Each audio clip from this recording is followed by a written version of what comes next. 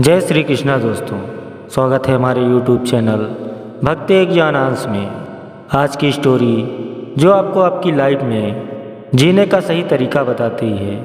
दोस्तों, किसी ने क्या कमाल की बात कही है कि दुनिया ने जब जब जोर लगाया मेरी कश्ती डुबाने को, ऊपर वाला खुद आया मेरी नैया पार लगाने को। तो मित्रों, चलिए कहानी शुरू करते हैं।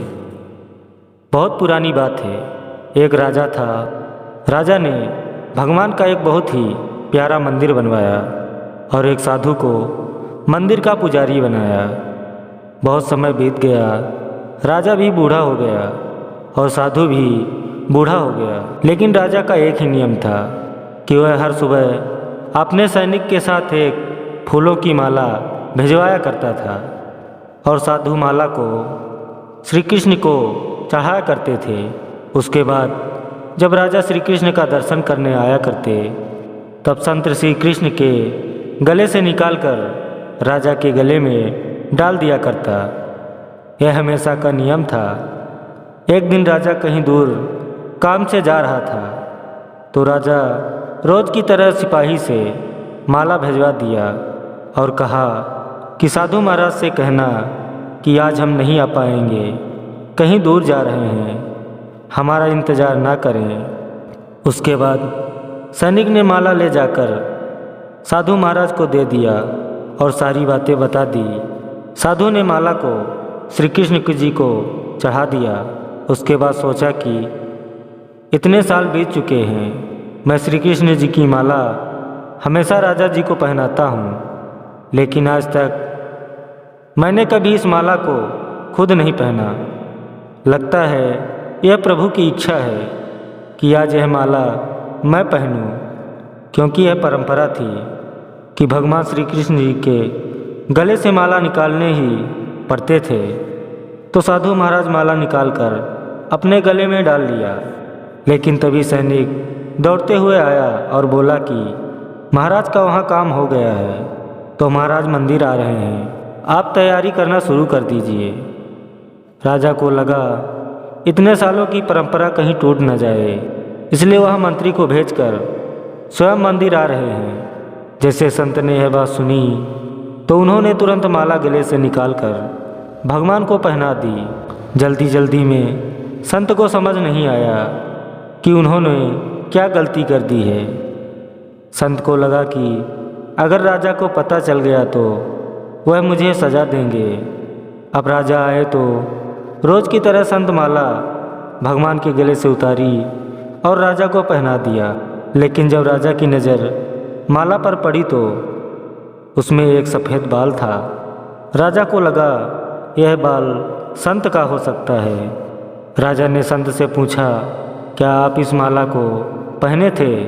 तो संत डरते हुए कहा, यह सफ़ेद बाल श्री कृष्ण जी के हैं। राजा को गुस्सा आ गया कि एक तो संत छल कर रहे हैं और ऊपर से झूठ बोल रहे हैं। राजा ने थोड़ा गुस्से में आकर पूछा, भगवान के बाल कब से सफ़ेद हो गए? ठीक है, कल मैं श्रृंगार के समय आऊँगा, तब देखूँगा कि श्री कृष्ण जी के बाल सफ़ेद हैं या नहीं। और याद रखना, अगर बाल काले निकले तो कल आपको इस छल के लिए फांसी दी जाएगी। और राजा गुस्से में वहाँ से चले गए। संत को अपनी मृत्यु नजर आने लगी थी। वह श्री कृष्ण जी के आगे दंडवत लेट गया और क्षमा मांगने लगा। मैं लोभ में आ गया था, मुझे लगा यह माला मुझे भी पहननी चाहिए, मुझे बचा लीजिए प्रभु, नहीं तो कल राजा के हाथों मेरी मौत निश्चित है। साधु पूरी रात भगवान से विनती करते रहे। अगली सुबह राजा श्रृंगार के समय पहुंचा और राजा ने संत से कहा कि मुकुट उतारिए, मुझे श्री कृष्ण जी के केस देखने हैं। संत डरते डरते मुकुट उतारा और जैसे ही मुकुट उतारा राजा चौंक गया। श्री कृष्ण की मूर्ति के बाल सफ़ेद हैं, लेकिन राजा को लगा कहीं फिर संत कोई छल कर रहा है, कहीं इसने अपनी जान बचाने के लिए बाल रंगवा तो नहीं दिए। तो राजा ने बाल की जांच करने के लिए बाल तोड़ने लगा और जैसे ही बाल तोड़ा तो मूर्ति से खून बहने लगा। राजा यह देखकर भगवान के चरणों में गिर गए और क्षमा मांगने लगा और कहने लगा, भगवान मुझसे बहुत बड़ा पाप हो गया है। मैं शक में इतना अंधा हो गया कि मैं सही गलत भी भूल गया। तभी मूर्ति से आवाज़ आई, राजन तुमने मुझे सिर्फ मूर्ति माना, इसलिए मैं आज से तुम्हारे लिए सिर्फ मूर्ति हूँ। लेकिन इस साधु ने मुझे साक्षात भगवान देखा, इसलिए उसकी जान बचाने के लिए मुझे अपने बालों को सफ़ेद करना पड़ा। इसलिए कहते हैं कि अगर मानो तो पत्थर में भी भगवान है, नहीं तो अगर आपके सामने साक्षात आ गए तो भी आप उससे प्रमाण मांगेंगे। अगर आप सच में भगवान को देखना चाहते हैं तो आपके पास सिर्फ भाव होने चाहिए। ऊपर वाले पर बिना किसी शर्त के विश्वास रखो और अपने कर्म को निरंतर करते रहो, तो ऊपर वाला आपको उसका फल अवश्य देगा। तो मित्रों, इस कहानी से आपको क्या शिक्षा मिलती है, कमेंट में ज़रूर बताइएगा। अगर आप नए हैं तो वीडियो को लाइक एवं चैनल को सब्सक्राइब करना ना भूलें।